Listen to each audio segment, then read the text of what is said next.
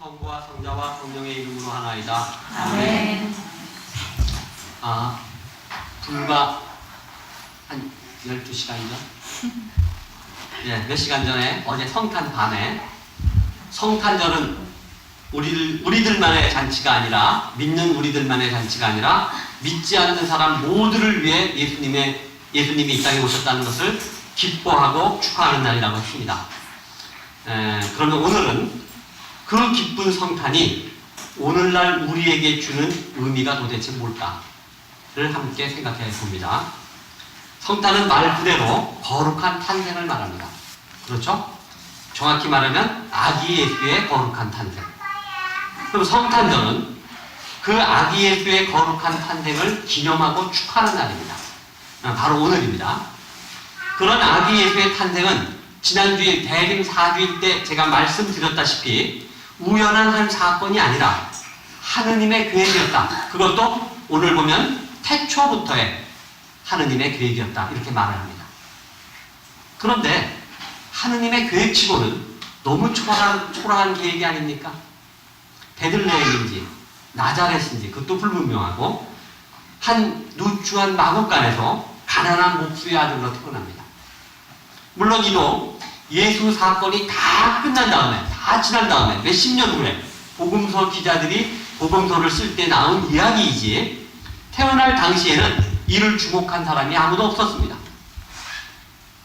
어제 읽은 누가 복음서에서 보면 하늘의 천사들과 군대들이 내려와서 찬양을 했다고 말을 하잖아요. 하늘의 군대와 천사들이 내려와서 찬양을 했다는 말은 우리 인간은 아무도 몰랐다는 말입니다. 그런 초라하고 주목받지 못한 아기 예수의 탄생이 하느님이 이 세상을 만들기 전부터의 계획이었다는 그런 소리예요. 참 아이러니하죠.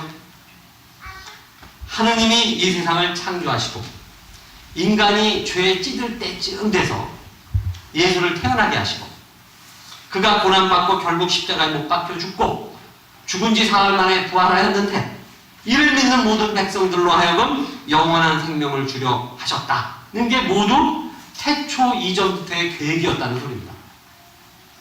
하느님의 계획. 제가 누차 말씀드리지만 하느님의 계획이라고 말하는 것은 우리 인간이 알 수 없다는 소리입니다. 똑같은 말입니다. 우리가 알 수 있으면 그건 이미 하느님의 계획이 아닙니다. 우리는 그런 알 수 없는 하느님의 계획 안에서 사는 겁니다. 그러니 우리는 한 치 앞도 내다볼 수 없습니다. 그게 바로 하느님의 계획 속에서 사는 겁니다. 여기서 한 의문이 생깁니다. 하느님이 그런 원대하고 치밀한 계획을 가지고 있으시다면 그냥 전지전능하신 당신께서 혼자 다 하시면 되지 왜 한 치 앞도 내다보지 못하는 어리석은 우리 인간들을 데리고 그 속을 썩이실까? 왜 그 골치를 아프게 하실까? 북치고 장구치고 혼자 다 하시면 되지. 왜냐면요, 하느님은 한 치 앞도 못 내다보는 어리석은 우리들의 입을 들어 말씀하실 수밖에 없고요. 또 한 치 앞도 못 내다보는 어리석은 우리들의 손발을 들어 일을 하실 수밖에 없습니다. 하느님은 정말 계획만 갖고 계십니다. 그래서 예수의 탄생도 하느님이 직접 알리신 것이 아니라 천사들을 시켜 알리셨고요. 또 예수가 하늘에서 뚝 떨어진 것이 아니라 마리아를 통해 낳으셨고 또 이를 하느님이 직접 축복해 주신 것이 아니라 시몬이 대신 축복했고 동방박사들을 시켜 축복하게 했습니다. 하느님은 이렇게 못난 우리 하나하나를 통해서 일을 하시고 역사에 개입하십니다. 그러니 얼마나 속이 터지시겠어요. 아기 예수의 탄생도 그런 맥락 속의 하나입니다. 그렇다면 지금 내게 아기 예수의 탄생이 주는 의미는 뭐고 나는 이를 어떻게 받아들이고 무엇을 해야 하는가?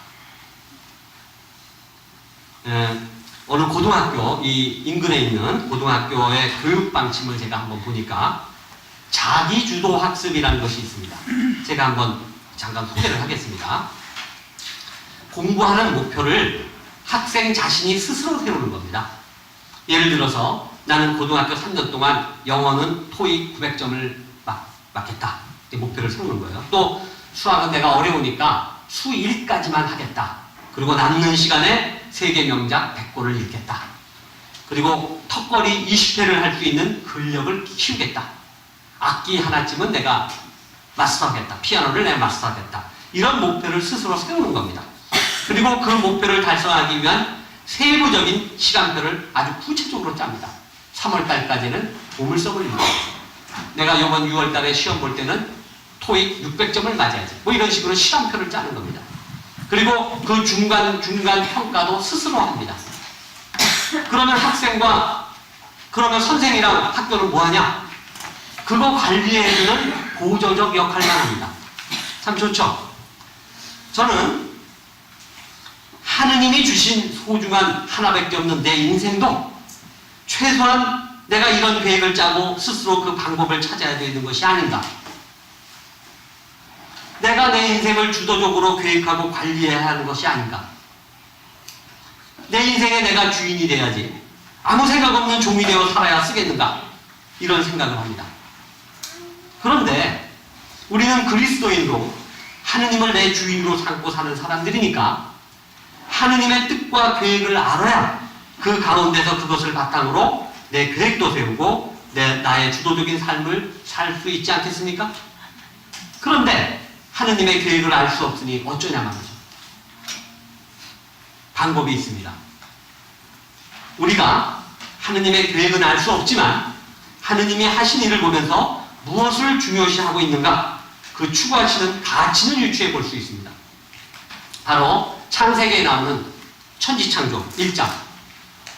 천지창조는요, 하느님이 일주일 동안 인간을 비롯한 천지를, 이 세상을 직접 만드신 일입니다. 그렇죠? 하느님이 무에서 하신 일이니 직접 할 수밖에 없고요. 그런 상황이었고요. 또 아무도 없으니 누구를 시킬 수도 없었습니다. 우리는 그 천지창조를 통해서 하느님이 무엇을 중요시하고 있는가 가늠해 볼 수 있습니다. 하느님이 천지를 창조하며 그 질서를 만들어가는 가운데 나타난 가치들은 생명 존중, 그렇죠? 자연에 대한 경이로움, 타인에 대한 배려, 모든 생물과 자연의 유기적인 연대, 한마디로 조화로움, 나아가서 보편적 사랑. 바로 이런 것들이 창조 질서에서 나타나는 하느님의 가치들입니다. 그러니 우리들은 그 안에서 그 가치들을 존중하면서 그 가치를 구현할 수 있는 나의 주도적 계획을 스스로 세우면 됩니다.